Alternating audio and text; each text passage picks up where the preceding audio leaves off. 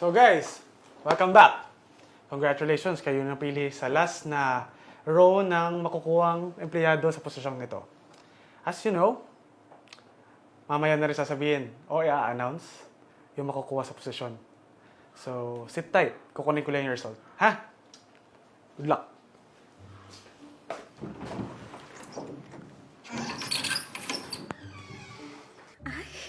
Feeling close?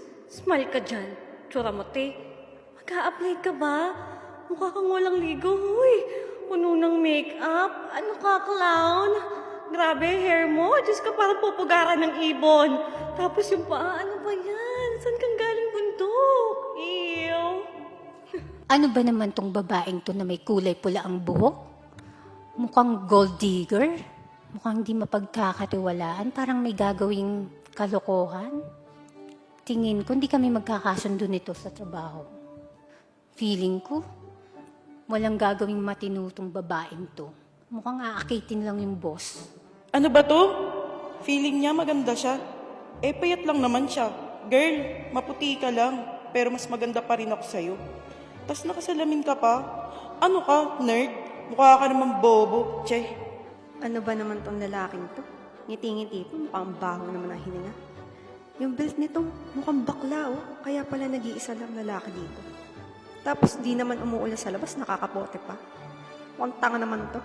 Naaching tuloy ako, mukhang paminta. Tignan mo tong katabi. Latang type pa kayo.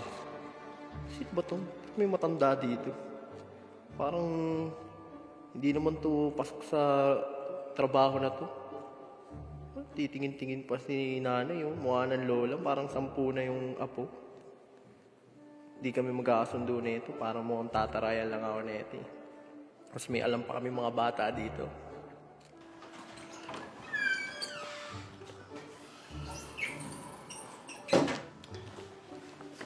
So guys, nakalagay na dito yung final na name ng empleyadong makukuha.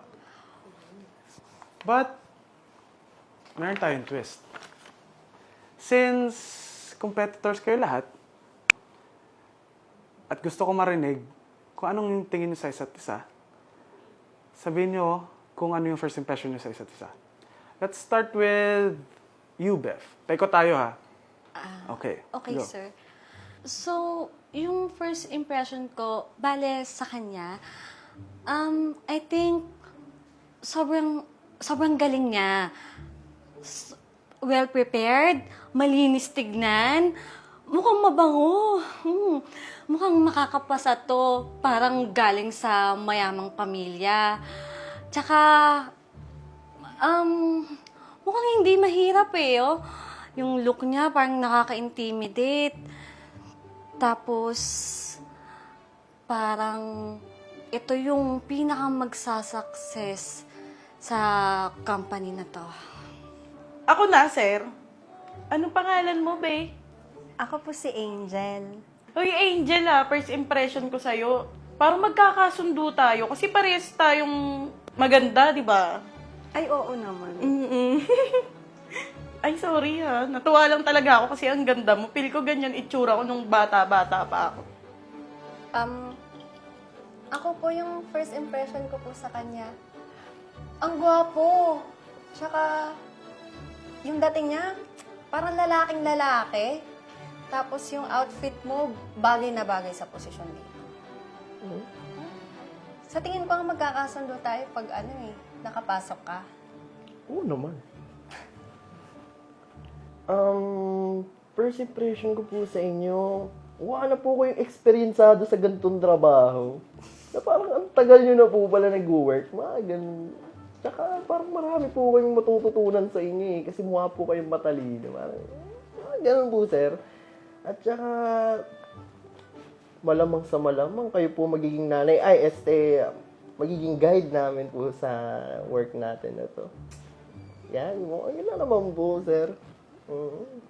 Ako naman, sir, sa kanya, tingin ko sa babaeng to, mukhang mapagkakatiwalaan siya, tsaka mukhang sunuri siya sa boss. Feeling ko magkakasundo-sundo kami ng mga boss nito. Oh my God! Ang ganda pakinggan! You know what, guys? First time ko narinig sa mga aplikante yung ganun kagandang first impression. I think magiging perfect kayo as a team. Ay, magugustuhan talaga kayo lahat ni boss. You know what? Forget about it.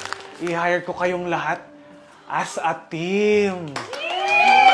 Okay ba yun? Okay ba yun? So, mag-antay lang kayo dyan. Kukunin ko na yung papers at magpipirma kayo.